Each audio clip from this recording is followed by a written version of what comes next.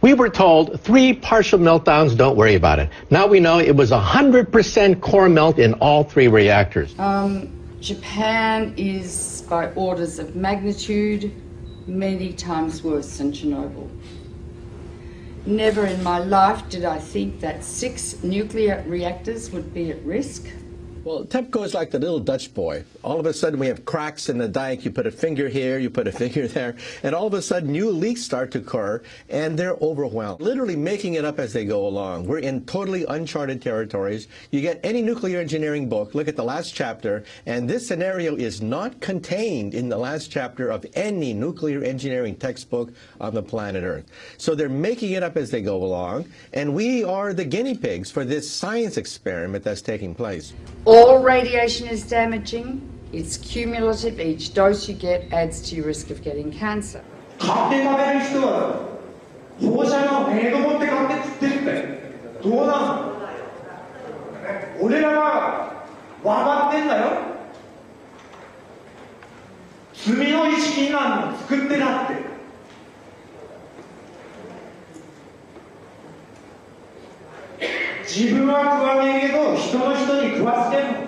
Within days of the Fukushima Daiichi catastrophe beginning, we were getting fallout coming down in rain in the United States, not in insignificant quantities.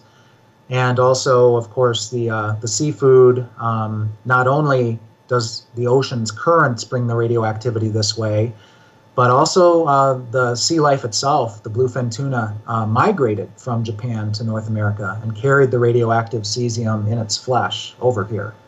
Wow, not a good time to be eating tuna. The food chain remains contaminated for hundreds or thousands of years, and we'll start seeing lung cancer and leukemia, I think 2 to 5 years from now. And then solid cancers will start appearing 15 to 60, 70 years later. So the ace up the sleeve of the nuclear industry is the incubation time for cancer. It takes a long time for cancers to develop once you have inhaled or been exposed to these radioactive elements. And no cancer identifies its origin. And so there is already a level of cancer in society, but it's going to increase dramatically. The problem is not really under control.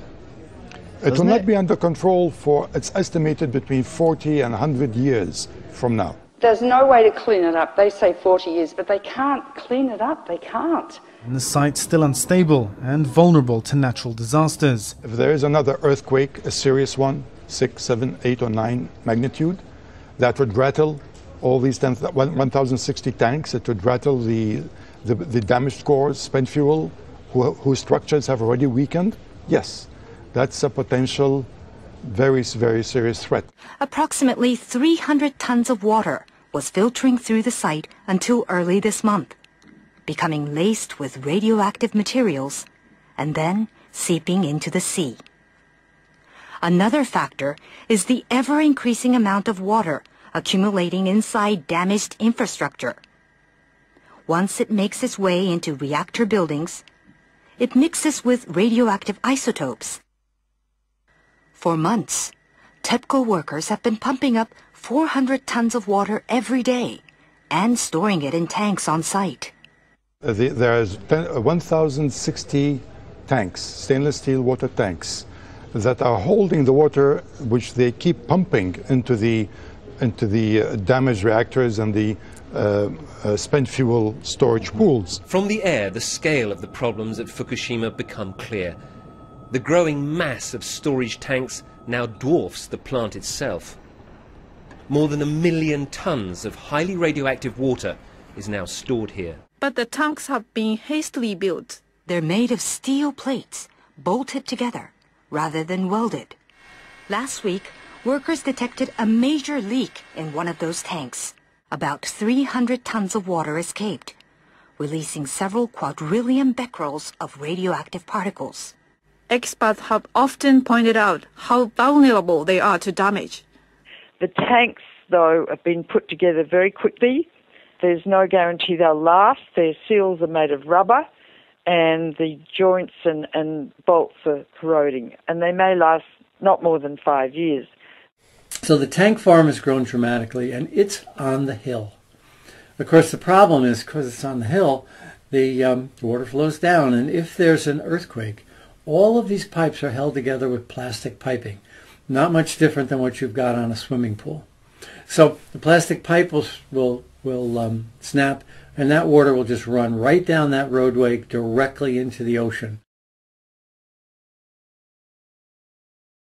And how long the contamination has been leaking into the water? Very likely since the explosions and the meltdown at Fukushima Daiichi in March of 2011. Wow, that is quite a long time. Now, how much and what sort of radiation is leaking into the Pacific? I know there's all different types, so if you can explain that in a little detail. Well, clearly what we've seen now is the movement of radioactive hydrogen, tritium, which is a mobile radioactive isotope, but clearly radioactive cesium, 134, 137, strontium-90. We're seeing a full range of radioactive contaminants now moving, which indicate that the damaged cores of these reactors, the meltdowns themselves, are now contributing to the contamination of the Pacific Ocean and groundwater that's moving at about a rate of 300 to 400 metric tons per day. So that radiation has been leaking into the water and polluting the fish continuously for the last 2 years. Radioactive iodine-129, its half-life is 17 million years, plus strontium, plus cesium, plus tritium, and I could go on and on and on. If it gets into the sea, the algae concentrated hundreds of times, then the crustaceans concentrated hundreds of times, then the little fish, then the big fish, then us. Because we stand on the apex of the food chain. You can't taste these radioactive elements, you can't see them, and you can't smell them. They're silent. This graphic shows the gradual contamination of the Pacific Ocean due to leaks of radioactive water from the crippled Fukushima nuclear plant in Japan. The simulation, which was run by a German marine research institute, shows the entire Pacific waters being polluted by radioactive water in just 6 years. The fuel core of Unit 4 at the Fukushima Daiichi nuclear plant. More than 1,500 fuel rods sit in a damaged storage pool 30 meters above ground. The amount of radioactivity in the rods themselves is about 14,000 times that of the Hiroshima bomb. We are dealing with diabolical energy.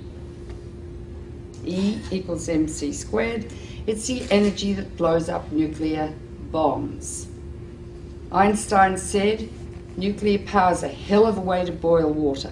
They need to remove those fuel rods from the pool because if there's another earthquake, Building 4 would go down probably, and all those fuel rods would be exposed to the air and they would burn. And they would release 10 times more radiation or cesium than was released at Chernobyl, huge amounts, and pollute much of Japan and the Northern Hemisphere. So we're in a nuclear crisis at the moment. If there's another earthquake and Building 4 collapses, which contains the cooling pool with fresh fuel, I'm going to evacuate my family from Boston. So they've put a crane on top of that building, which is shaky anyway, and they're going to lift the fuel assemblies out one by one with the crane, and it will be done manually. Normally, those rods are removed by computer control with millimetres to spare. It's a very delicate operation. The fuel rods must be kept submerged and must not touch each other or break. Nuclear experts warn any mishaps could cause an explosion many times worse than that one here in March 2011. Because if several rods touch each other, you could reach criticality and the whole fuel pool could go critical. Or if the rods break as they're being lifted out, large amounts of radiation would escape from the rods and the area would have to be evacuated, meaning that if the area is evacuated, the continuous operation of cooling 5 spent fuel pools and 3 melted cores would stop. Need I go on?